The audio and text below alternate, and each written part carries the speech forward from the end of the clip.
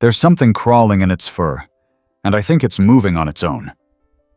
That's the first thing I said when I crouched down under the old church steps and saw the tiny, trembling ball of dirt, leaves, and fur staring up at me with the saddest eyes I'd ever seen. The early spring wind howled behind me, and the sun had just barely begun to rise over the little town of Millbrook, Indiana. It was my usual route, the same path I walked every Sunday morning before the service at St. Peter's. But this time, something stopped me cold. At first, I thought it was just a pile of debris that had blown in with the storm the night before. But as I got closer, I saw a flash of movement. Then a low whimper, not from a person, from something small, hurt, scared. I knelt down, brushing away some of the dead leaves and splintered wood from the steps. That's when I saw the puppy. Its fur was matted with mud and something else, sticky, clumpy. My stomach turned, not from disgust, but from concern. There was something embedded in the poor thing's coat, tiny bits of plastic and silver foil that shimmered when the light hit just right. As I reached out a hand, the puppy flinched, pressing itself even closer to the stone wall. "Hey now," I murmured, keeping my voice low and calm. "You're okay. No one's gonna hurt you."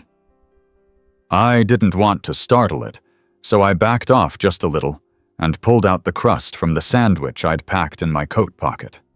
Peanut butter and banana. Not ideal dog food, but it was soft, and right now, I figured the smell alone might help coax him out.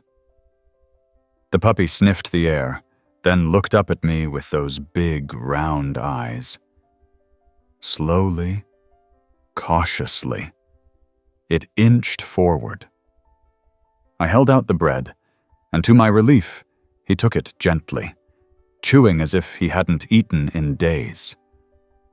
Once I got a better look, my breath caught. He was a mix, for sure. Maybe part border collie, maybe some lab. But he was young. No more than 8 weeks, if that. And those bits in his fur? They weren't just trash. Some of them looked like torn-up wrappers.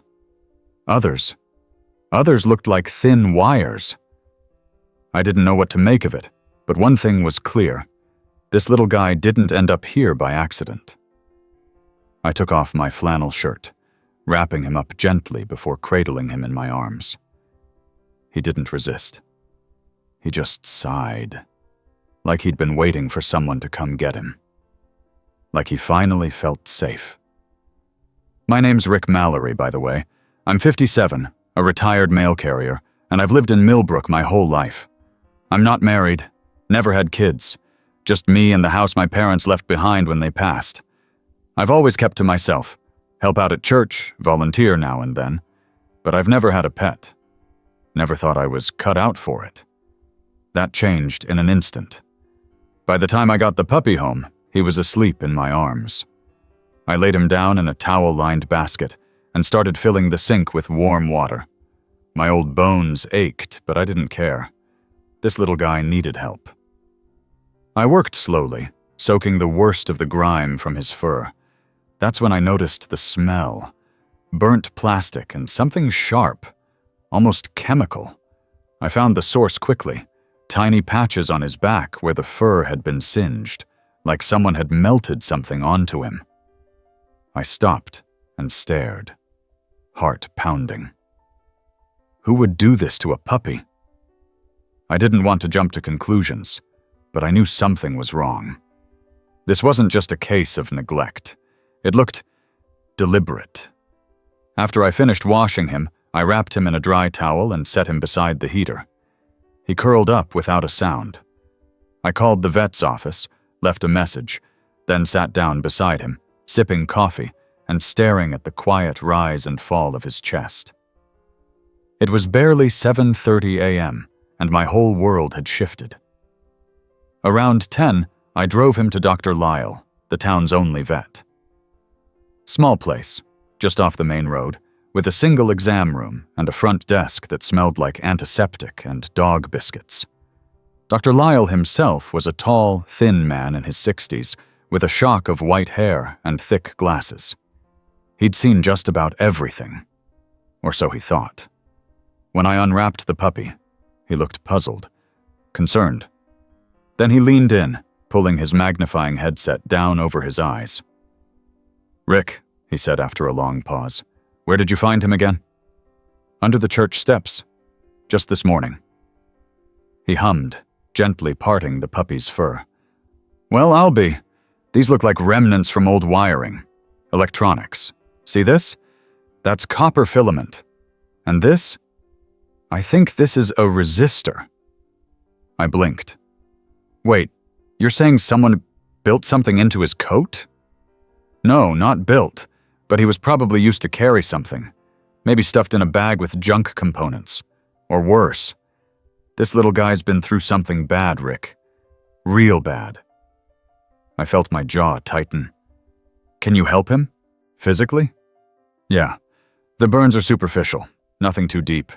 He'll need antibiotics, regular cleaning, and a whole lot of food and sleep. But emotionally? That's on you." I nodded. I didn't hesitate. We drove home in silence, the puppy curled in a blanket on the passenger seat. I'd already decided I'd keep him. At least for now. I couldn't turn him over to the shelter. Not after what he'd been through. That night, I made him scrambled eggs and rice. He ate like he hadn't seen food in weeks. Then he climbed into my lap, curled into a tight ball, and didn't move for the next 3 hours. I named him Buttons. No idea why. It just came to me. Something about those eyes, round and shiny like the old buttons on my dad's army coat. The next few days were quiet. I kept the blinds drawn and stayed close to home. I was worried someone might come looking for him. Whoever did this, whoever left those burns and stuffed electronics into his fur, they weren't just careless. They were dangerous. But the strange part was, every time Buttons saw a light flicker or heard the hum of my old radio, he perked up. Not just curious, alert, focused. On the 4th day, I brought out an old box of parts from my garage. Back in the day, I used to tinker with radios. Fixed a few TVs in my time, too. Figured I'd use the pieces to see if Buttons had any reaction. Sure enough, when I laid a few circuit boards on the ground, he sniffed them, pawed at the wires, then barked. Once, loud and clear, like he recognized them. I stared. "You're not just any puppy, are you?" He wagged his tail. That same afternoon, I got a knock at the door. A man in a suit stood on my porch, holding a clipboard and smiling too wide. Said he was from an animal research division out of state. Showed me a blurry photo of a puppy. Said it had gone missing. Looked a lot like Buttons.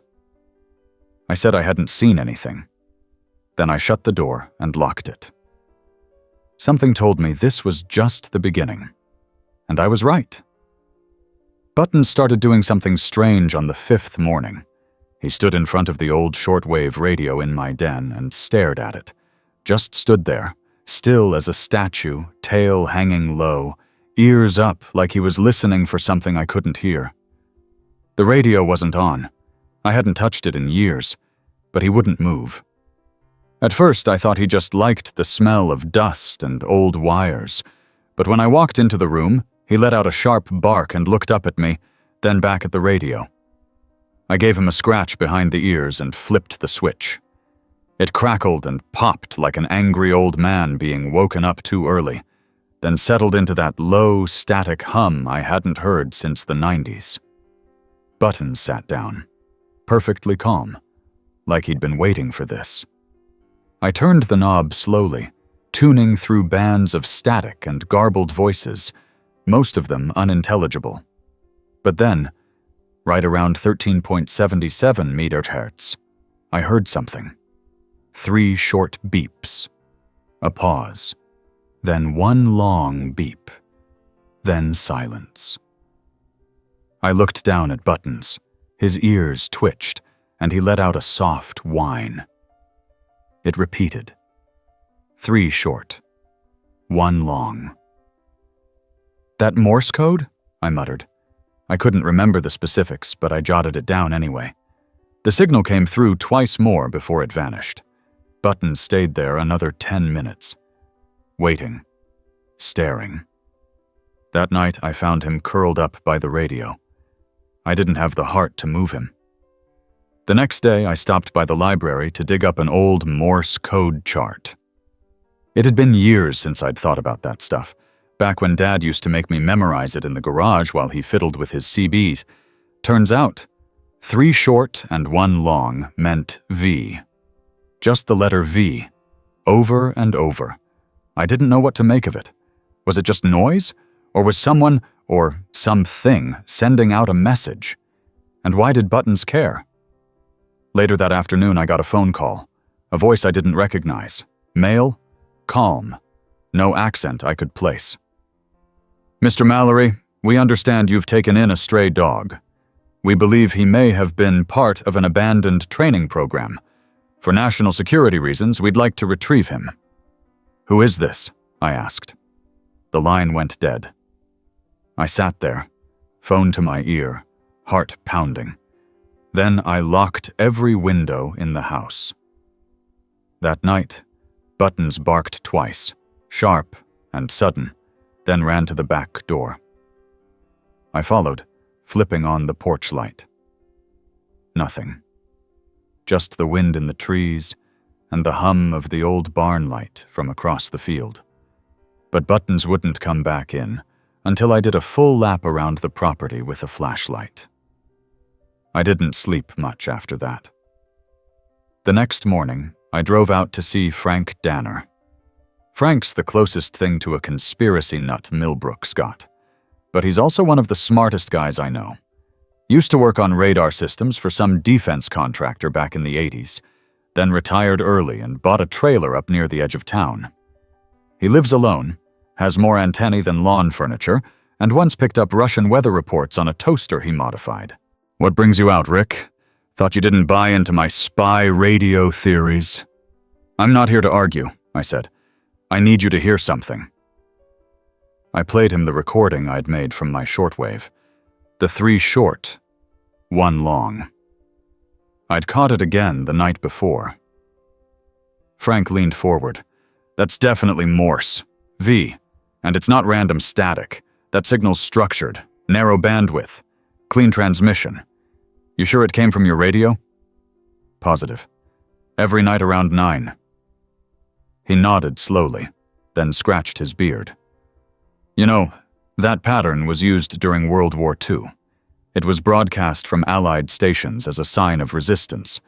Stood for victory. Back then, it was usually followed by Beethoven's Fifth. Why would someone be sending it now? That's the million-dollar question.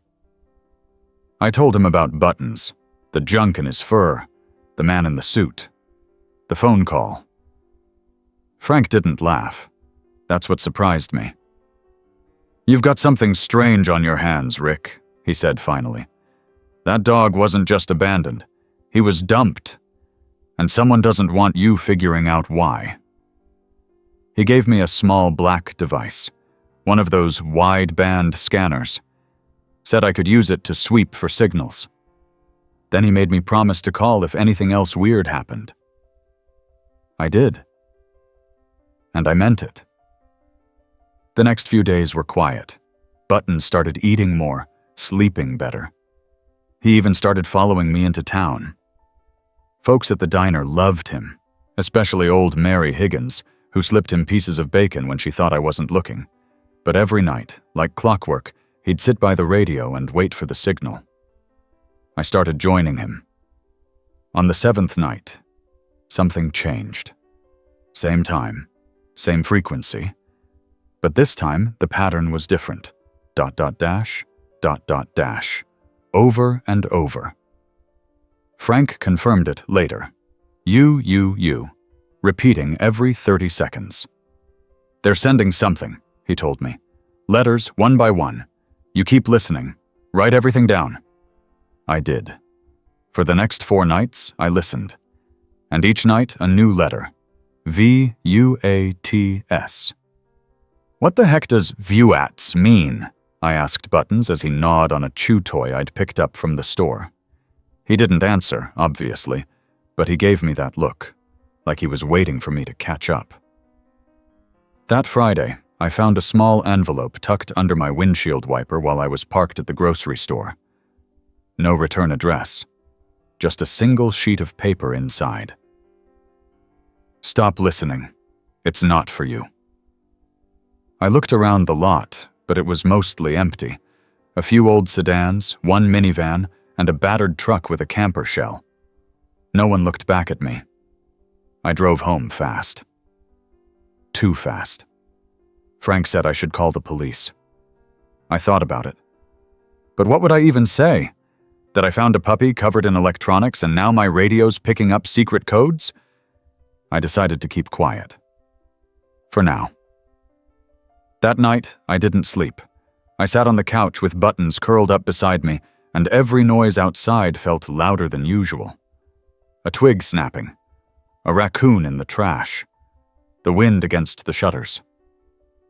Around 2 a.m., Buttons growled. It wasn't loud, but it was low and serious.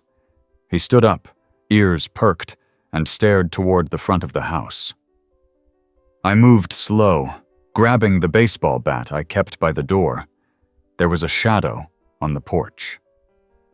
I didn't wait. I flipped the light on and yanked the door open. No one was there. But on the welcome mat was a small plastic device, something like a USB drive, but with wires sticking out and a blinking green light. I didn't touch it. Frank came the next morning in his old truck, tools and cables spilling out of the bed. He examined the device with gloves, then took it apart on my kitchen table. "Tracker," he said. "Short range, not GPS. This thing pings off a local network. Someone was trying to pinpoint the signal. Probably Buttons." "They found us?" "They tried to." We agreed to keep the radio off for a while. Too dangerous. Buttons didn't like that. He barked twice the first night, then sat by the radio again, waiting. But I couldn't take the risk. Not until I understood more. Over the weekend, I started digging into old articles, news stories, anything strange involving dogs, electronics, or mysterious programs. Most of it was nonsense, urban legends. But one article caught my eye. A research facility in Tennessee had burned down 3 months ago. Arson suspected. Nothing recovered. The article mentioned rumors of an experimental program involving sensory augmentation in animals. Buttons stirred at the name of the town. Oak Haven. He'd been lying down, half asleep, but as soon as I said it out loud, he jumped up, tail stiff. "You know that place?" He barked once. I didn't know what to do with that, but I wrote it down. That night, the signal returned. Stronger, faster, new letters, new codes. Frank showed up again the next morning, pale and quiet. "Rick, I've been running the patterns. These aren't just letters, it's a cipher. Someone's trying to get a message out, but only to someone who knows the key." "And Buttons is the key?" "Maybe not the key," Frank said, "but maybe he's the reason the message is being sent at all." We looked at Buttons, who was now pawing at the scanner, nose twitching. Frank sat down heavily. "I think we need to drive to Oak Haven." Buttons wagged his tail. I didn't know what we'd find there, but I knew we couldn't wait much longer. And so we packed a bag, filled the tank, and set off just after sunrise. Buttons rode shotgun. Frank trailed behind in his truck. We didn't say much. There was a storm in the forecast, but I had the feeling the real storm had already begun. We hit the state line just after noon, following back roads that wove between pine stands and half-frozen creeks. Buttons had his nose pressed against the glass most of the ride, eyes darting with every bump and jolt. It wasn't the way most puppies acted on a car ride. He wasn't whining. He wasn't restless. He was alert, like he was looking for something. Frank called once to say he'd lost reception, but was only a mile or two behind. I trusted him to catch up. He was the kind of guy who could rebuild an alternator with paper clips and duct tape.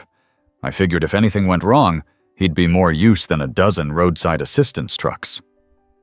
As we pulled into Oak Haven, the clouds thickened. The sky turned a strange gray that looked like it had been smudged by ash. The town was smaller than I expected. Just a post office, a diner, and a gas station with 2 rusted pumps. A church stood at the far end of Main Street, its steeple bent slightly to one side like it was bowing to the wind. And near the base of the hill, partially hidden by trees, was the old facility. It didn't look like much, just a single-story concrete building with boarded-up windows and a perimeter fence that had long since been swallowed by vines. A small sign, nearly illegible, hung crooked from the gate. It read, "Oak Haven Research. Authorized personnel only." I parked the truck on the side of the road and got out. Buttons didn't wait. He jumped down, sniffed the air, then trotted up the hill toward the building like he'd been here before. Frank arrived just as we reached the edge of the fence. "You sure this is it?" he asked, eyeing the building. "He is," I said, nodding toward Buttons. Frank crouched by the gate, pulled a small tool from his pocket, and popped the old lock like he was opening a can of soda. Inside the grounds, the grass was tall and wild. The air smelled like wet wood and something sour. We moved slowly, stepping over broken boards and old crates. Buttons stayed close, his nose low, tail stiff. The building itself was worse than it looked from the road. Part of the roof had caved in, and the far wall was scorched black. Burn marks climbed up to the windows, and the air carried a faint chemical tang. "Someone wanted this place gone," Frank muttered. "Or buried," I added. We pushed open the main door, which hung crooked on its hinges. The inside was a mess of debris, charred desks, collapsed ceiling tiles, and melted cables strewn across the floor. But Buttons didn't hesitate. He moved straight through the wreckage, nose twitching, until he reached a room at the back. A heavy metal door stood half open. The room beyond was mostly intact, probably shielded by the building's layout. Inside were shelves full of scorched notebooks, broken monitors, and one intact filing cabinet, its metal sides blackened but solid. Frank got to work with a crowbar he'd brought. The lock gave way after a few yanks. Inside the cabinet were several folders, most of them water-damaged or charred at the corners. But one was surprisingly clean, tucked inside a sealed plastic sleeve. Frank opened it and started flipping through. "This is no regular research lab," he said, brows furrowed. "These are behavioral reports, animal tracking, data points tied to sensory manipulation." I leaned in. Sensory? Yeah, sight, smell, hearing, but not just observing them, enhancing them, experimenting with stimulation and feedback loops, neuroconditioning. This isn't just vet science. This is deep. Buttons barked once. We both looked up. He was standing by the far wall, pawing at a square patch of scorched drywall. Frank and I exchanged a look, then walked over. Frank knocked gently. Hollow. We took turns scraping the drywall away until we found what looked like a storage panel. It was locked, but not like the others. This one had a keypad. "Guessing one of your codes might help," Frank said. I thought for a second. Then I typed in the letters we'd been getting from the radio, view ats. The panel clicked open. Inside it was a metal case, the size of a small suitcase. It was dented, but intact. We lifted it out, set it on a table, and opened it carefully. Inside was a headset, sleek, almost surgical looking, with thin wire nodes that fanned out like spider legs. Beneath it was a tablet device, long dead, and a set of labeled syringes, still capped. "What is this?" I asked. Frank looked pale. "A neural sync interface. I saw one once, back in '91. Defense contractor was prototyping it for battlefield use. This one's adapted. Lighter. But same idea. Used to connect an animal's brainwaves to an external receiver." So they were reading his thoughts. Maybe more than that. They were guiding them. I sat down slowly, trying to process it. Buttons looked up at me, calm as ever. "How did you escape this, buddy?" We took photos of everything, packed the documents in Frank's bag, and left the case where it was. Too risky to move without knowing more. By the time we left the building, it was nearly dark. The sky had turned heavy with clouds, and the wind carried the scent of rain. We stayed at a roadside motel that night. I let Buttons sleep on the bed. He curled up next to me and didn't move for hours. Frank was in the room next door, reviewing the files. Around midnight, he knocked on my door. "I think we found something. One of the forms, an internal memo. It mentions a fallback protocol, something called Phase 3, Return to Initiator." "What does that mean?" "No idea. But it was triggered. The date matches the day you found Buttons." That hit me like a freight train. "You're saying he came to me on purpose?" Frank nodded. "But why me?" He shrugged. "That's what we need to find out." We agreed to head back in the morning. I didn't get much sleep. The next day, we decided to visit the town records office.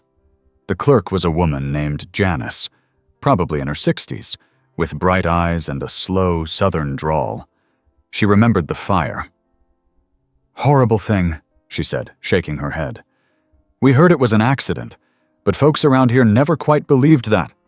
Firefighters said they found accelerants in multiple rooms, like someone wanted the whole place erased." "Any idea who ran it?" Frank asked. "A company called Seatridge Biotech, not local. Out of Virginia, I think. They leased the building through a shell company. We never saw more than a couple employees." "Do you know any names?" She thought for a moment, then pulled a thin binder from under the counter. "There was one guy who came by a lot, signed the lease paperwork, always wore dark suits. Real stiff. I remember his name because it was so odd. Mr. Baines." Frank and I looked at each other. That was the name on the clipboard the man had carried when he came to my door. We left with copies of the documents and a growing sense of urgency. Back at the motel, Buttons started pacing. He'd been quiet all day, but now his tail was stiff, his ears flattened. Something was wrong. Then I heard it. The low hum of a nearby engine. Not a car. Something deeper. Smoother. I opened the curtains slightly. A black SUV sat parked across the street. No plates, windows tinted. Buttons growled. I grabbed the leash, the files, and what little we had packed. Frank was already at my door when I opened it. "Time to go. Now." We jumped into the truck and pulled out fast. The SUV didn't follow, not right away, but I knew they'd be on us soon. We drove through the back roads again, cutting west toward the state forest. Frank said he had a friend with a cabin. Off-grid, no phone, no internet. Just trees, silence, and maybe enough time to think.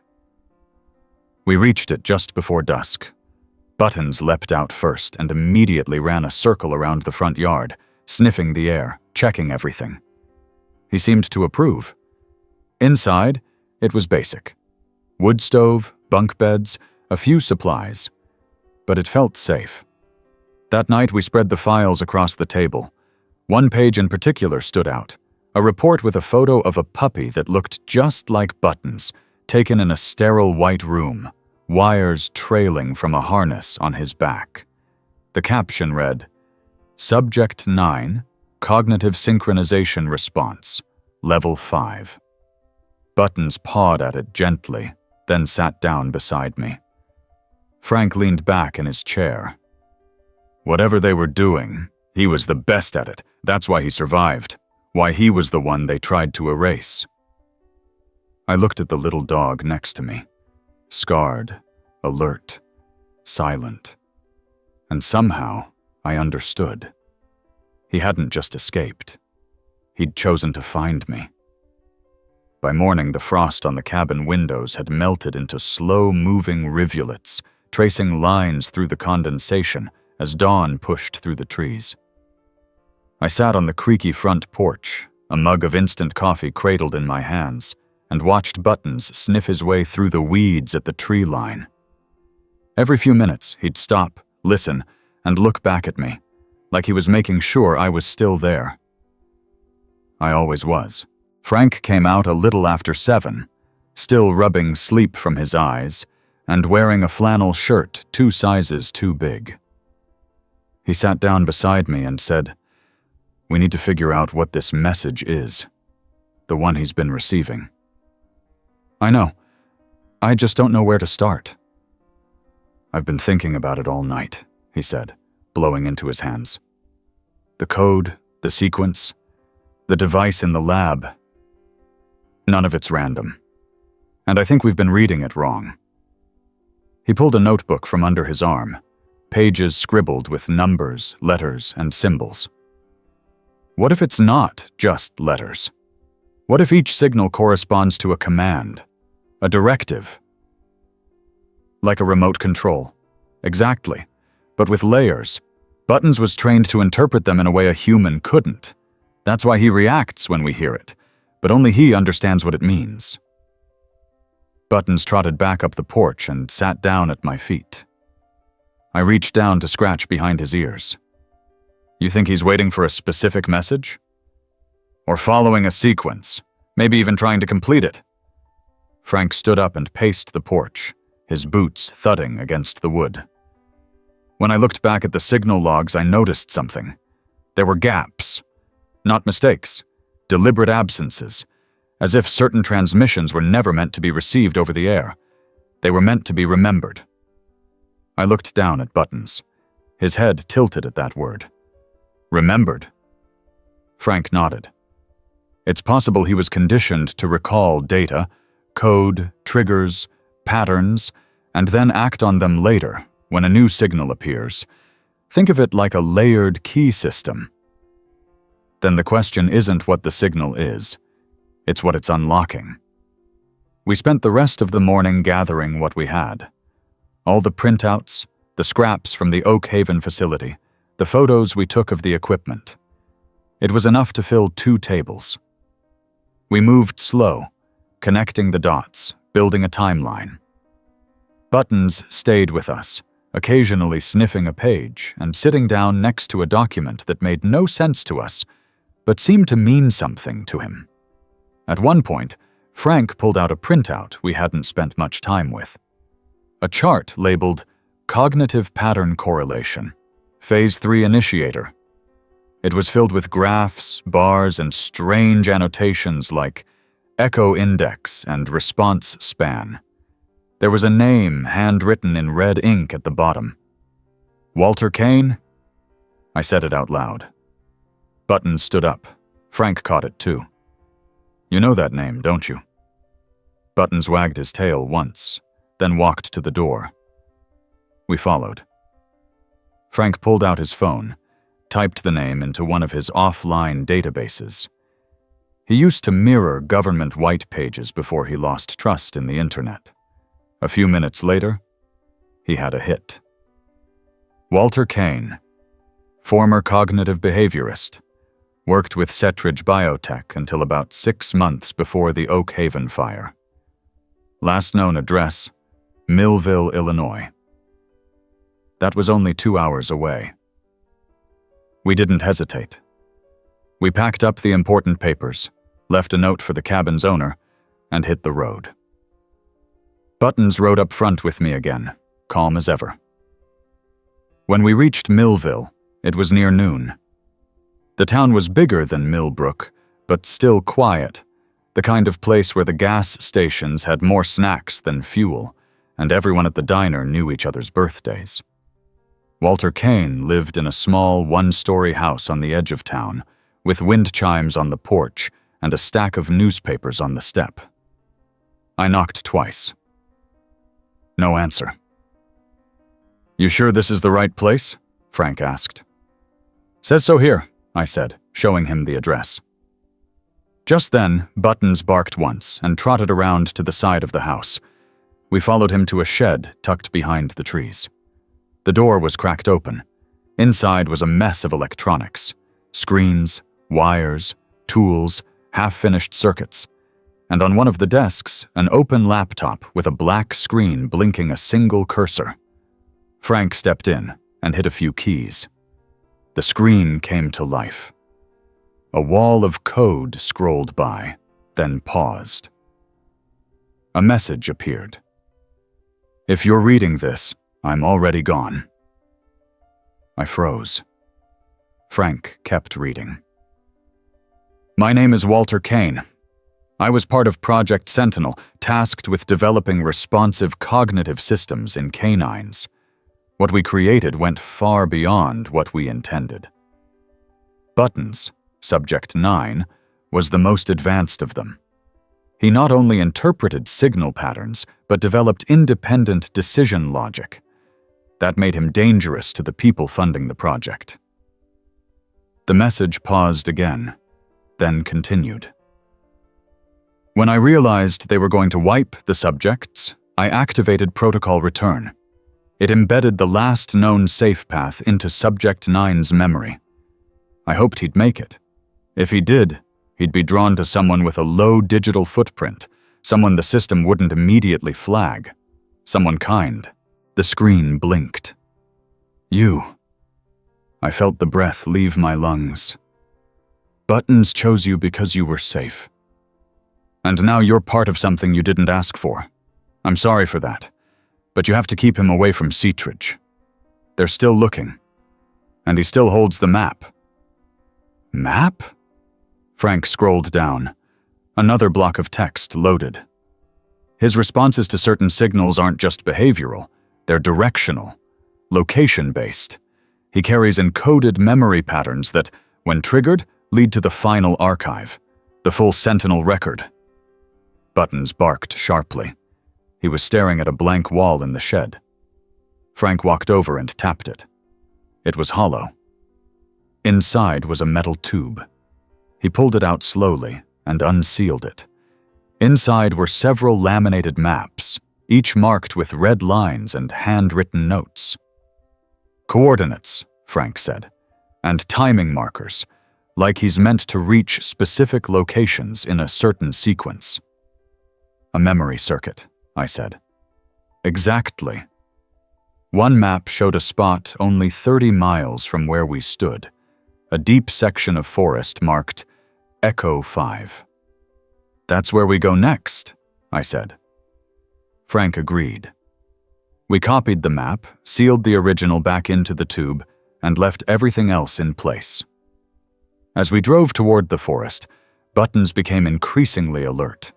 He stood up on the seat, tail low, ears forward, watching the trees like he expected them to open up and reveal something secret. We reached Echo 5 by late afternoon. There wasn't a road, just an old fire trail that barely qualified as a path. We hiked the last mile, Buttons leading the whole way. At the end of the trail, we found a stone outcropping, half buried in moss. Buttons walked straight up to it and sat down. Frank examined the rock and found a notch at the base. A latch. He pulled. The stone shifted. Beneath it was a waterproof container. Inside, a hard drive, a solar battery, and a note. If you found this, Subject 9 completed his journey. The archive contains full project logs, development footage, and evidence of violations by Seatridge Biotech. Get this to the press. Protect Subject 9. Frank looked at me. This is it. I nodded. But as I glanced down at Buttons, something tightened in my chest. He was shaking. His eyes locked on the trees. Someone else was out there. Buttons didn't bark, but the way he stood, legs stiff, eyes fixed, ears angled slightly back, told me everything I needed to know. We weren't alone. Not anymore. Frank crouched near the rock outcropping, one hand on the container, the other gripping the old revolver he kept hidden under the seat of his truck. I'd only seen it twice before. Once when we were kids, and once when he scared off a raccoon digging through his chicken coop. Seeing it again now felt heavy. I scanned the woods, heart thudding in my chest.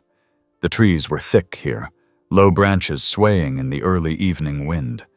A couple of birds chirped, then went silent all at once. That silence was worse than any sound. It meant something had moved into the area, something the wildlife didn't want to be near. "We need to move," I whispered, grabbing the container and slinging my backpack over one shoulder. "Now!" Buttons didn't hesitate. He turned and trotted back toward the trail, tail low but moving fast. Frank followed, eyes still scanning the tree line. We stuck close together, our footsteps light but quick. We were about halfway back to the truck when we heard it, a crack, sharp and deliberate, maybe 30 yards behind us. Not a fallen branch. A boot step. Frank picked up the pace. "I've got a bad feeling," he muttered. "You think they tracked us?" "I think they never stopped." When we reached the trailhead, Frank took a sharp turn off the path and motioned for me to follow. We bushwhacked through a half-mile of brambles and downed logs before finally looping around to the road from a different angle. Buttons stayed right at my side, moving like he'd done it 100 times before. When we reached the truck, it was still there, untouched. We piled in fast. Frank threw the gear into the bed and slid into the passenger seat. I started the engine. As we pulled away, a black SUV rolled past us on the other side of the road, heading toward the trail.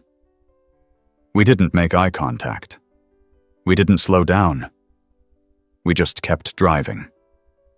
That night, we stayed at a motel off Route 19, a nameless place with flickering neon and a clerk who barely looked up from his crossword. I paid cash. We took the room farthest from the road, and Frank set up a perimeter alarm using old walkie-talkies and a tripwire made from fishing line. Inside the room, we laid everything out. The hard drive, the maps, the documents, and that final note from Walter Kaine. Buttons lay curled up on the bed, but his eyes stayed open, watching us. Frank plugged the drive into his laptop. The screen lit up with folders, each labeled with a date and subject code. Most were marked confidential. One folder, near the bottom, read, Emergency Release Protocol. "This is what he was carrying," Frank said. "The archive Kaine mentioned.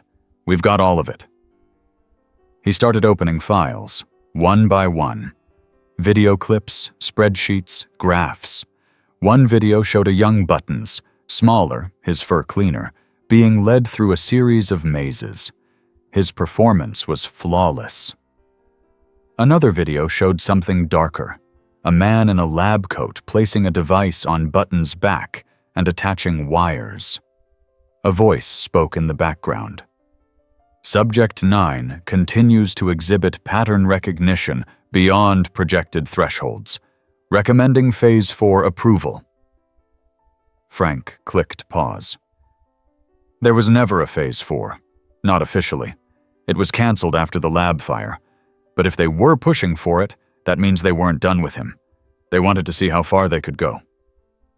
I sat back, trying to process it all. So what now? What do we do with this? Frank looked at me with that steady expression he always used when things got serious. We get it into the right hands. Press, whistleblower sites, maybe even someone in Congress who still has a shred of conscience. But we do it smart. Secure channels, clean routes, no digital trails. And what about them? The people chasing us? They'll come again. Probably soon. But we've got time if we're careful. Buttons let out a low whine and looked toward the window. I followed his gaze. Nothing but the dark lot and the faint glow of the office sign. Still, I felt it too, that hum in the air, like the calm just before a storm. The next morning, we moved out early, before sunrise. We left the motel before the clerk even opened the office. We didn't go back to Millbrook or Oak Haven or any town we'd visited. Instead, we headed north into the mountains, where the roads narrowed and phone service blinked in and out. Frank knew a guy, a former journalist turned recluse, who lived near the edge of a state park. Said he used to run investigative pieces on biotech firms before one too many lawsuits dried up his career. Now he lived off solar power and still had connections in places that mattered. The guy's name was Ellis, late 60s, sharp eyes, and a voice like gravel in a tin can. He didn't ask many questions when Frank explained what we had. Just poured 3 mugs of bitter coffee, scratched his beard, and said, "You're gonna want a Faraday box for that drive. Got one in the shed." We handed over the hard drive, and Ellis began the process of verifying it on a laptop shielded from any outside signals. As he worked, we filled him in on everything. Buttons, the signals, the facility, the messages. "You boys stumbled into a den of snakes," he said when we were done. "Seatridge was rumored to be playing in places even the feds wouldn't touch. Gene splicing, neurological redirection, even some black market work overseas. If this project links to any of that, we're not just dealing with animal testing, we're dealing with human liability. Real nasty stuff." Buttons nudged his hand gently with his nose. Ellis gave a rare smile. "And you're the witness, aren't you? Smart little guy. Probably saved these two more than once." Buttons thumped his tail once against the floor. "I'll start putting this together," Ellis said. "I'll break it up into packets, send it to people I trust, people who won't bury it. Might take a few days." "We'll wait," I said. Frank agreed. We stayed in the cabin for the next 3 nights, laying low, chopping wood, boiling water from the stream, and trying to act like this was all normal. But even with the fire going and the doors locked, I kept waking up every few hours, heart pounding. On the 3rd night, Buttons woke me with a paw to the chest. I opened my eyes, blinking into the darkness. He didn't bark, just stared at the door. I got up slowly, walked to the front window, and looked out. 2 figures stood by the edge of the trees. One had a flashlight. The other was holding something long, maybe a scanner, maybe something worse. They were surveying the cabin from a distance. "Frank," I whispered. He was already up. He had the revolver in one hand and a flashlight in the other. Ellis joined us at the window. "They followed you, probably tagged your truck." "We can't lead them back to town," I said. "We won't," Ellis replied. "There's a side path. Leads to an old ranger station, long abandoned but still has a shortwave. We send the final files from there. After that, you 3 disappear." Frank and I packed the essentials: gear, papers, the backup copy of the drive. Ellis handed me a sealed envelope. "Coordinates to a safe contact in upstate Michigan. He owes me. He'll know what to do with the dog." "I'm not handing him off," I said. "You may not have a choice." Buttons sat between us, silent but watchful. We left just before dawn.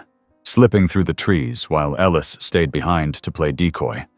He fired up the generator, opened the shutters, and made coffee like nothing was wrong. Frank and I took the trail east, climbing into thicker woods. The ranger station was 5 miles in. The path was rough, mostly washed out in places, but Buttons stayed out front, leading with the confidence of someone who'd been here before. By noon, we reached the station, a squat log structure built into the slope of the hill. Most of the roof had caved in, but one corner was intact. The radio gear sat dusty but functional. Frank got to work. I stood watch. Buttons sat by the doorway, ears flicking. Frank powered up the shortwave, tuned to a narrow band, and connected the drive. One file at a time, he began transmitting the archive. Halfway through, Buttons growled. "We've got company," I said. Frank didn't stop. "Buy me 5 minutes." I nodded and stepped outside. And I saw them. 3 figures in black moving through the brush. Quiet, efficient, fast. They hadn't spotted me yet. But Buttons had. And without warning, he bolted. Not away from them. Toward them. "Buttons!" he charged, zigzagging through the underbrush, barking loud and sharp. I lost sight of him as the woods erupted into chaos. Then came the shouting, and a scream, and then silence. I ran without thinking. Branches whipped at my face, roots tangled underfoot, but I didn't stop. The direction Buttons had gone was a blur of movement and sound, snapped twigs, the tail end of shouting, the sudden hush that followed. My heart slammed in my chest, every breath jagged. I had no weapon, no plan, just a name echoing in my mind like a drum. Buttons, Buttons, Buttons. Frank's voice crackled faintly behind me, shouting something I didn't catch. I was too far now, or maybe too locked in. I found the first man a minute later. He was on the ground, groaning, hand pressed to a deep scratch across his cheek. His equipment, a scanner, a small pack, and something that looked like a tranquilizer gun, lay scattered beside him. His eyes met mine, wide and confused. "Where is he?" I demanded. I don't know," the man stammered. "It came out of nowhere." He wasn't bleeding badly, but the look in his eyes wasn't pain. It was fear. I left him there. The next figure I found wasn't conscious. He was lying on his back, breathing shallow, lips moving silently. One of his boots was missing. His walkie-talkie was smashed. His uniform bore no markings. Then I heard it. A soft bark. Sharp. Urgent. I sprinted toward it, stumbling over fallen limbs and through a thicket that tore at my jacket. On the other side, I saw him. Buttons standing over the third man. The man was pinned to the ground, face down, groaning. Buttons was pressing a paw against his back, tail rigid. When he saw me, Buttons backed off. I rushed forward, hauling the man over and patting him down for weapons. He had a second tranquilizer pistol, a set of zip cuffs, and a photo. It was of me and Buttons. I shoved it into my pocket, grabbed the tranq gun, and motioned for Buttons to follow. He didn't hesitate. We ran.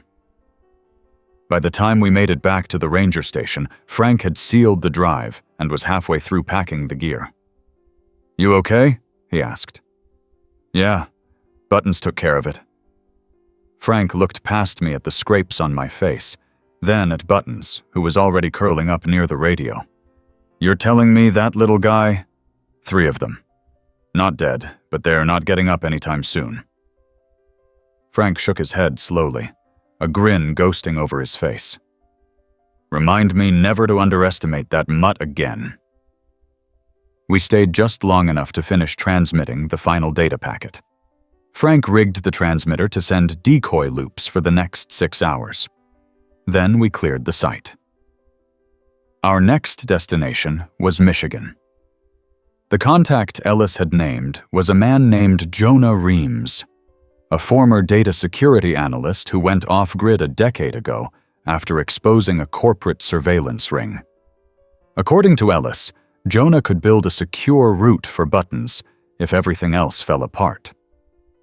We avoided highways, stuck to 2-lane roads and county routes, refueled at cash-only pumps, and never stayed in one place more than a few hours. Every time we stopped, I checked the rearview mirror at least 5 times. Buttons spent most of the time curled up on the seat between us, resting his head on my leg.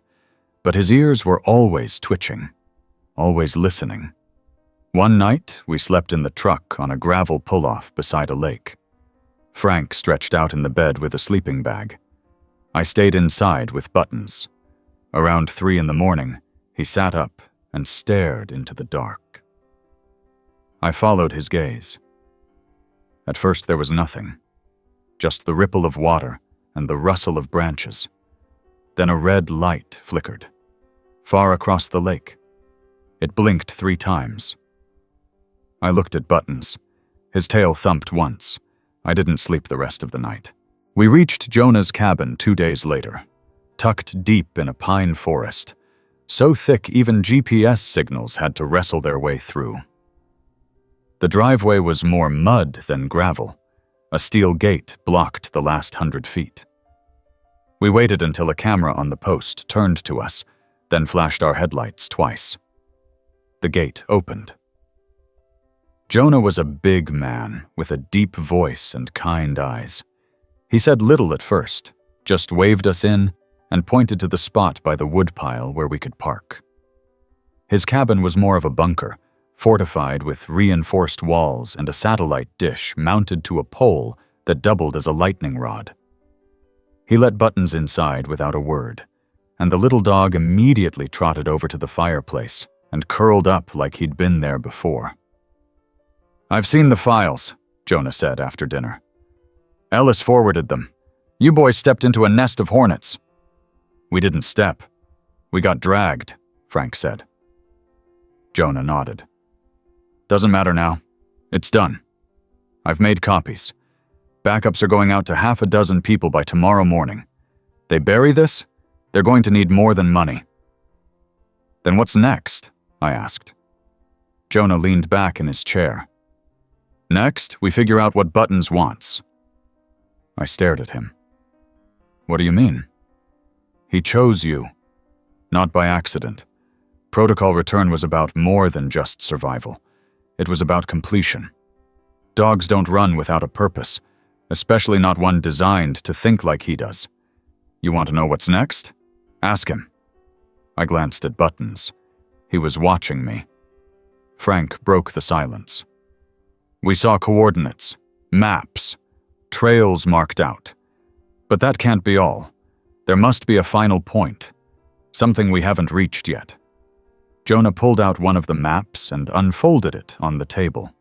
Buttons jumped down and padded over. We watched. He sniffed the map once, twice, then gently pawed at the corner.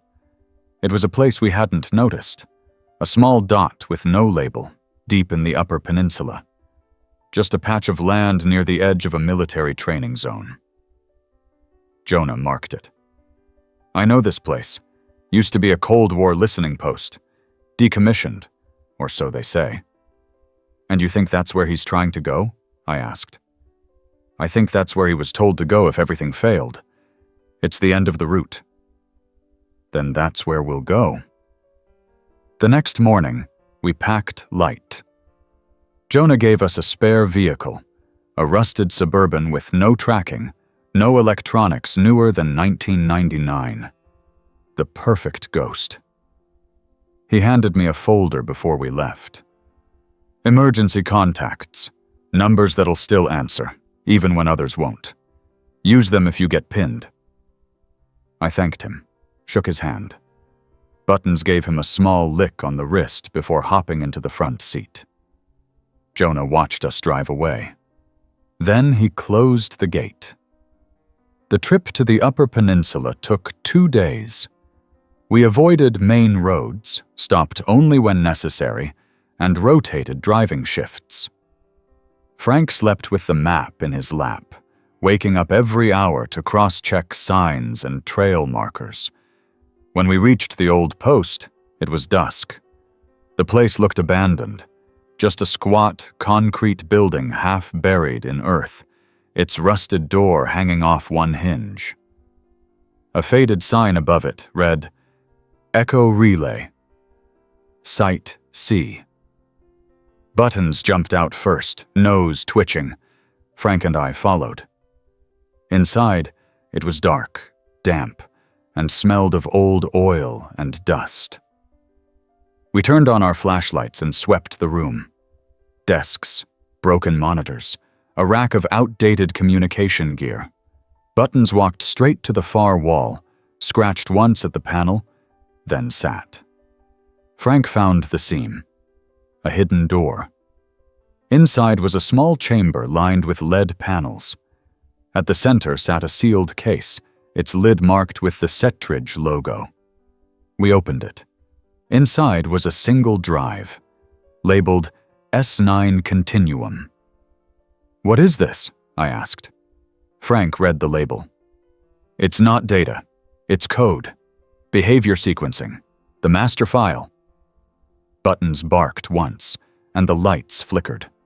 The flickering lights overhead buzzed like insects caught in glass, casting wild shadows across the narrow chamber. Buttons didn't flinch. He sat perfectly still, eyes locked on the drive we had just unearthed. The one labeled S9 Continuum. Frank and I stood in silence, staring at the faint pulse of a red LED on the drive's casing. It blinked slowly, like a sleeping heartbeat. Neither of us reached for it. "What if it's live?" Frank asked, voice low. "Transmitting?" "It's sealed in a lead-lined room," I said. "Shouldn't be able to send or receive anything." "Shouldn't," he repeated. Buttons let out a low whine. It wasn't distress. It was urgency. I'd heard it before. That specific tone, like he was saying, "You don't have much time." I stepped forward, lifted the drive, and felt its weight settle into my hand. It was cold, heavier than it looked. Not just a memory device, something more. Hardened casing, reinforced corners, no markings except the label and a serial number etched along the side.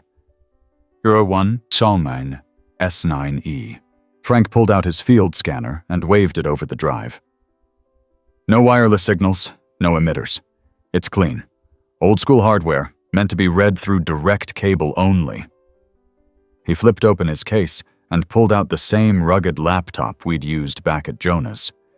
Air-gapped, hardened. No camera, no microphone, no wireless card. Just ports, keys, and a black screen. I connected the drive. The screen lit up, booting to a plain interface. A directory loaded. It wasn't just data, it was structured. Folders labeled by animal subject codes. Subfolders marked with terms like sync sequence, post-merge behavior, fail-safe protocols, and one marked simply human interface. Frank's brow furrowed. Why would there be a human interface file? "Maybe they were planning something bigger than dogs," I said. Buttons growled softly. Frank looked at him, then back at the screen. "Let's go slow. No opening files until we're sure what we're looking at." We copied the directory structure to a backup drive and began scanning for hidden partitions, encrypted folders, buried instructions. It was slow work. Every file we opened revealed layers of planning, experiments, logs, test responses. There were video clips of early trials, puppies navigating impossible mazes, responding to unheard frequencies, reacting to voice commands that hadn't been spoken aloud. And then we found the voice log. It was a clip, only 20 seconds long. A recording made inside a lab, time-stamped 5 days before the fire at Oak Haven. A man's voice, tight and panicked. Subject 9 has triggered the full merge loop. Memory retention exceeds threshold. He knows. Kaine was right. He's starting to override. Then the sound of alarms, a crash, and silence. Frank sat back in his chair, eyes wide. Override? What does that mean? It means Buttons wasn't just reacting, I said. He was adapting, changing, making his own decisions. That's what scared them. Buttons nudged my knee with his nose. We let the laptop continue scanning as we explored the rest of the facility. Most of it was in decay. Water stains on the concrete, rust on every surface, collapsed panels where ceiling tiles once hung. But the deeper we went, the clearer it became. This place hadn't been abandoned. It had been buried. We found another chamber, sealed by a magnetic lock. Buttons pawed at the base of the door. Frank found a panel nearby and managed to hotwire the mechanism. The door opened with a mechanical hiss. Inside was a control room, dusty, intact, and cold. Screens lined the wall, all dark. Consoles sat under plastic sheeting, untouched. But in the center of the room stood a metal platform with rails, just big enough for a medium-sized dog. Buttons walked straight to it and sat. Frank whispered, "That's not a platform. That's an interface dock." I looked at him. "You're saying they used this to link him to the system?" "Not just link, merge. It's probably how they wrote data into him. Maybe how he accessed it, too." I felt cold. The idea that Buttons had been wired into machines like this, that he'd been taught to process, store, and retrieve information not just like a dog, but like a living archive. It rattled something deep in my gut. Frank powered up the station using a backup battery pack. The screens flickered. A loading screen appeared, marked with a red triangle and the words, "System Sleep Mode." Awaiting key subject. Buttons barked once. The words changed. Verified. Subject 9. The interface loaded, showing graphs, memory banks, behavior profiles. One section glowed brighter than the others. Transfer option enabled. Frank's voice cracked. "They wanted him to hand it off. Not just survive, pass it on." "Pass what?" Frank hesitated, then opened the file tree. There, nested at the core of the data, was a program titled Continuum Seed. We read the description in silence.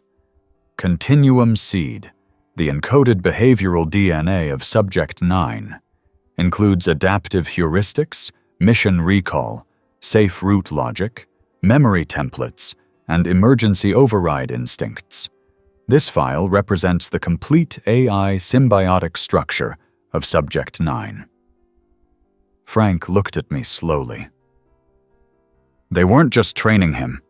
They were preserving him, to be replicated. Buttons looked up at me. Not scared, not worried, just ready. "He's not just a survivor," I said. "He's a prototype, and this is his legacy." Frank nodded. "And now we're the only ones holding the last copy." We copied the Continuum Seed to another hardened drive, disconnected the system, and shut down the interface. Buttons stepped off the platform and back to my side. Then we heard the door above slam. Frank yanked the power cord from the station, pocketed the drives, and motioned for me to move. Buttons stayed between us, ears high, steps light. The hallway echoed with footfalls. I recognized the pattern. Deliberate, booted, organized. Not a stray, not a wanderer, trained. Frank whispered, "They found us." We moved fast, retracing our steps through the stairwell, keeping low. A beam of light flashed across the corridor ahead. Someone was sweeping the hallway with a flashlight. Frank pointed to a side corridor. "Storage area. Might have a second exit." We ducked in. Buttons stayed silent. Inside were crates, old equipment, forgotten supplies, and at the far end a hatch in the wall with rusted hinges. Frank pried it open. A tight crawl space lay beyond. "I'll go first," he said. "Pass me the drive." I handed it over. Buttons followed me in, squeezing through without complaint. The tunnel was short, but every inch was soaked in silence. We emerged in a drainage ditch, 30 yards from the facility's rear. In the distance, headlights flicked on. "They brought a second team," I said. Frank looked around. "We need to disappear. No trail. We split up. They can't chase all three." "No," I said. Buttons barked once, soft, deliberate. Frank stared at him. "He's right. One of us has to get the seed out. One has to run the decoy. You stay with him. I'll take the backup drive and lead them north." I shook his hand, hard. "Stay alive, Rick," he said. "You too." Frank disappeared into the trees. Buttons and I moved south, deeper into the forest. We didn't speak. We just ran. The cold air burned my lungs as Buttons and I pushed deeper into the forest, the last of the sun bleeding out behind the trees. I didn't know exactly where we were going, only that we had to keep moving. The map Jonah gave us was folded in my jacket pocket. The drive zipped into the inner lining. We stuck close to creeks and dry creek beds to mask our trail, following animal paths that wove through pine groves and sharp undergrowth. Buttons seemed to know which way to turn, even when I hesitated. He didn't need a compass. Every time I looked back, the forest looked the same. Tall, silent, watching. Somewhere behind us, Frank was running the other way, drawing attention. I wanted to believe he'd make it. I wanted to believe he'd disappear into the trees just like we were trying to, but I'd seen enough to know that kind of escape was rare. After 2 hours of hard hiking, we came upon an abandoned hunting shack nestled against a ridge. The door was gone, the roof sagged, and mold crept along the inside walls like veins. But it was shelter. We stepped in, and Buttons immediately did a sweep, nose low, ears twitching. When he circled back and sat by the doorway, I knew we were safe, at least for now. I unzipped my jacket and removed the drive. It still blinked faintly. I wrapped it in cloth and placed it inside a rusted tackle box I found beneath the counter, then slid that into a false panel beneath one of the floorboards. Covered it with dirt and dust. If they found us, they wouldn't find it first. Buttons curled up near my feet, while I tried to get a fire going with damp wood and a box of matches I found in a drawer. Smoke filled the shack before flame, but eventually, a weak warmth crept out. I sat against the wall, letting the tension fade from my shoulders one knot at a time. I didn't sleep much. Sometime past midnight, Buttons woke me with a nudge. Not a bark. Just that same sharp, focused gaze. I listened. Footsteps. Light. Deliberate. Outside. I crept to the corner and peered through a crack in the wall. A figure stood maybe 20 feet from the shack, flashlight off, rifle slung across his chest. He wasn't moving. He was listening. I stayed frozen, barely breathing. Buttons didn't make a sound. The man stood there another 10 seconds, then turned and disappeared back into the woods. We didn't move until dawn. By morning, snow had started to fall. Light at first, then steady. It muffled every sound and painted the woods in silence. We left the shack and headed southeast, toward a location Jonah had circled on the map. He called it a fallback node, somewhere we could meet if we had to vanish. A private airstrip, long out of service, with a hangar and maybe a working transmitter. Buttons led the way again, always confident, always a step ahead. We reached the edge of the clearing just before noon. The airstrip was little more than a long stretch of cracked concrete, overgrown at both ends. The hangar still stood, metal walls rusted but intact, the doors slightly ajar.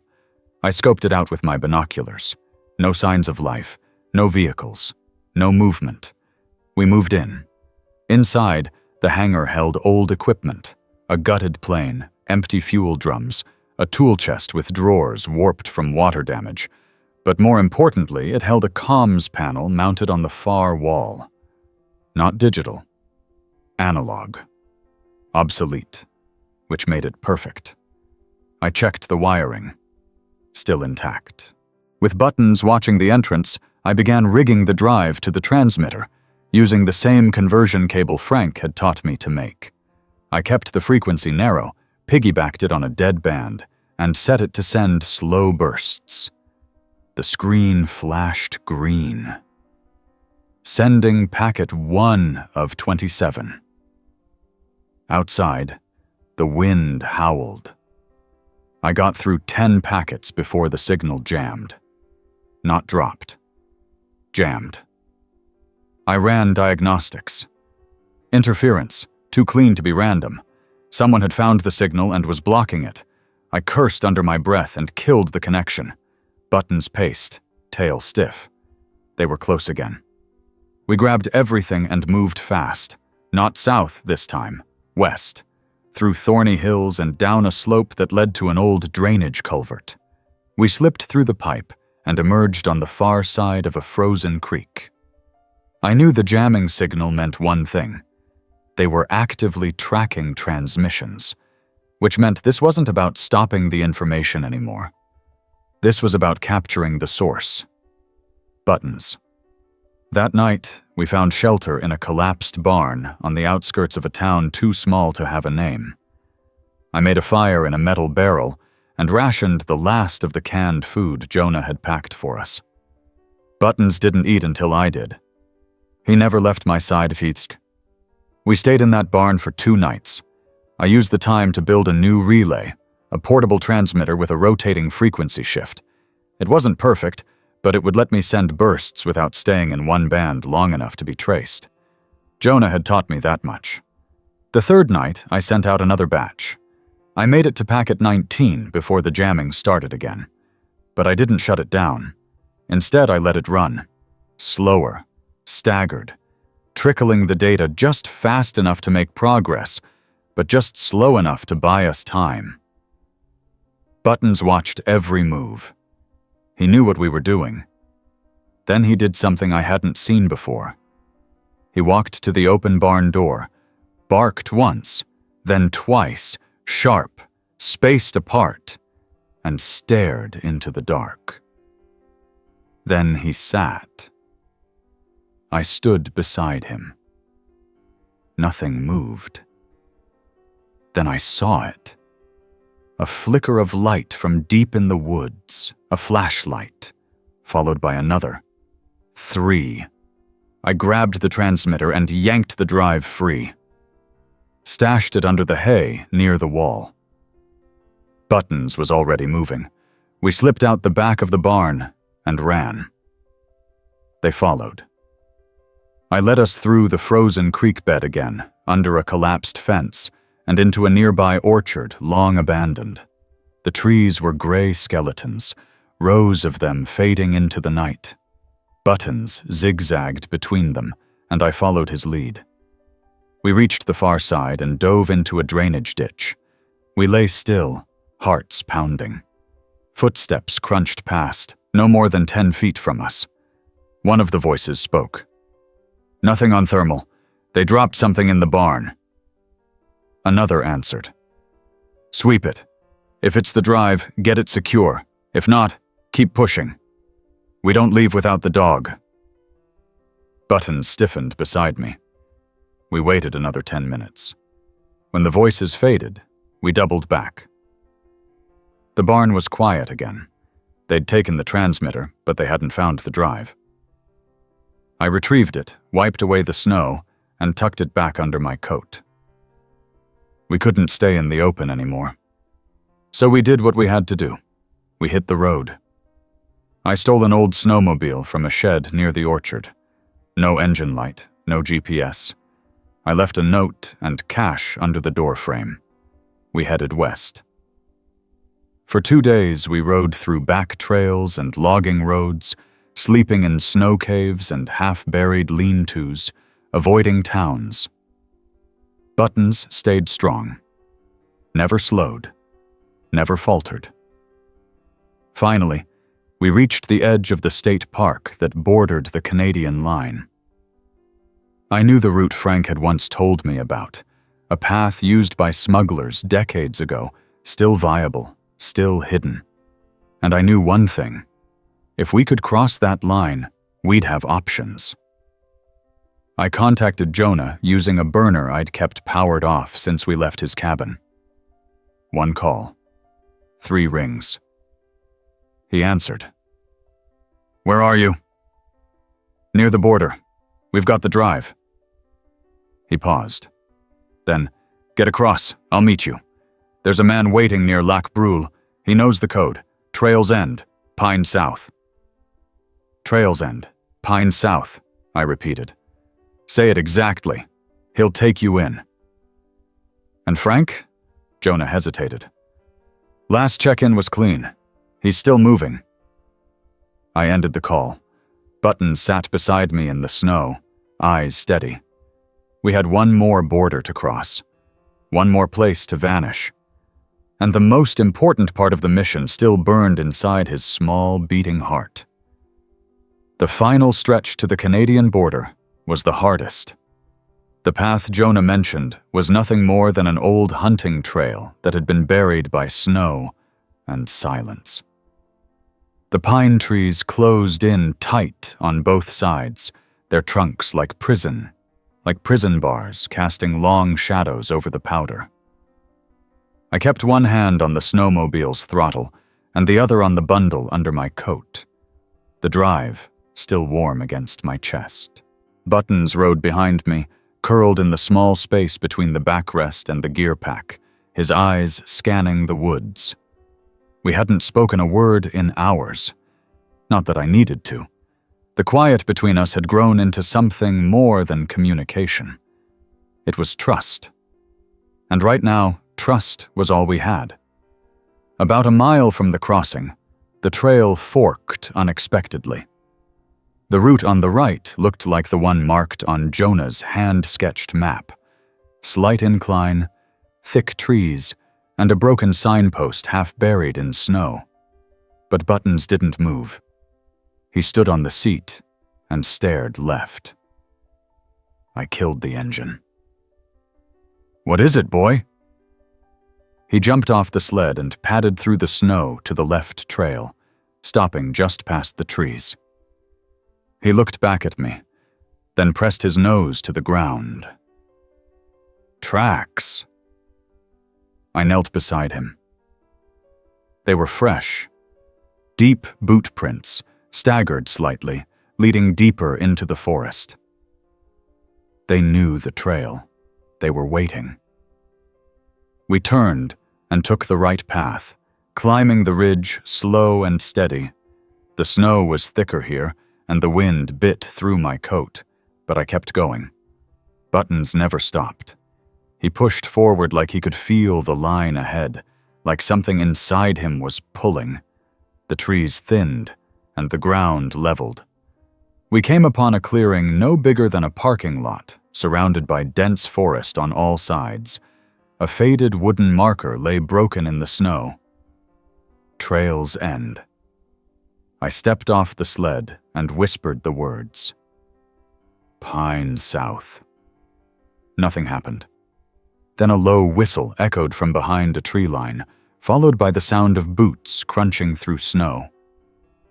A man emerged, tall, bearded, dressed in layered winter gear with no markings. He stopped 10 feet from me and raised both hands. "Code?" he asked. "Trail's End, Pine South," I replied. He nodded, then motioned toward the woods. "This way, quickly." Buttons followed without hesitation. I did too. He led us to a hidden cabin built into the base of a rocky hill. The roof was covered in branches and snow. A single solar panel angled just enough to catch morning light. Inside, the air was dry and warm. A wood stove hummed in the corner. The man shut the door behind us, bolting it 3 times. "You're the courier?" he asked. "Not by choice." "And the dog?" "He's the key." He didn't ask anything else, just pointed to a steel case in the center of the room. "Put it in there. It'll broadcast through a daisy-chain encrypted relay. One-time signal. We already have the exit node waiting. Once it's out for good." I unzipped my coat, pulled out the wrapped drive, and handed it over. He opened the case, plugged it in, and entered a series of commands. The drive's light began blinking rapidly. "It'll take 10 minutes, no more." Buttons sat beside the stove.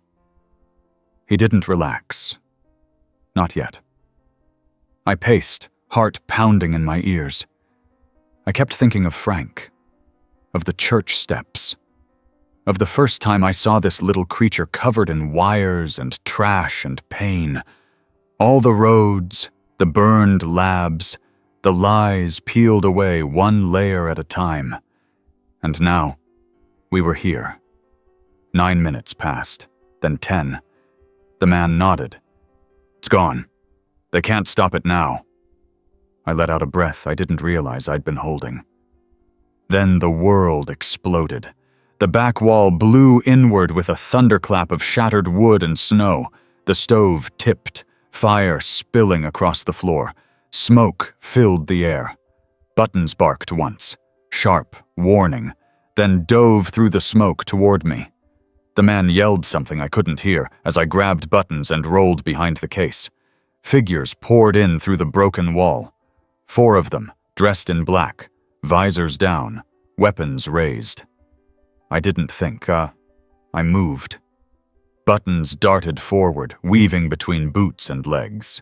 I followed in his wake, dodging a swinging baton, ducking under an outstretched arm. We burst through the side door and into the snow. The man from the cabin was still inside, yelling, covering our escape. A second explosion rocked the structure, sending glass and debris into the trees. I ran. Buttons led. Bullets chewed through bark behind us. We crossed the clearing and dove into a frozen gully, sliding on ice until we hit the far bank. I pushed Buttons ahead of me, scrambling to my feet. Then I felt it. A sting in my side. Hot. Sharp. I looked down. Red. I kept running. My vision blurred. The trees swam. Buttons barked again and again, circling back to me, nudging me forward. We broke through the trees onto a frozen lake. The ice groaned beneath us. I stumbled, dropped to one knee. Buttons pressed his body against mine. Voices behind us. Closer. Then, out of the trees ahead, 2 snowmobiles. Fast. No lights. The front one stopped hard, skidding sideways. Jonah. He jumped off before the machine had even fully stopped, ran to me, grabbed my arm. "Rick, hold on!" I couldn't speak. I handed him the secondary drive, the only copy I'd made. "He's more than a file," I muttered. "Don't let them take him." Jonah nodded, took the drive, lifted me onto the sled. "We're ending this." Buttons jumped up beside me.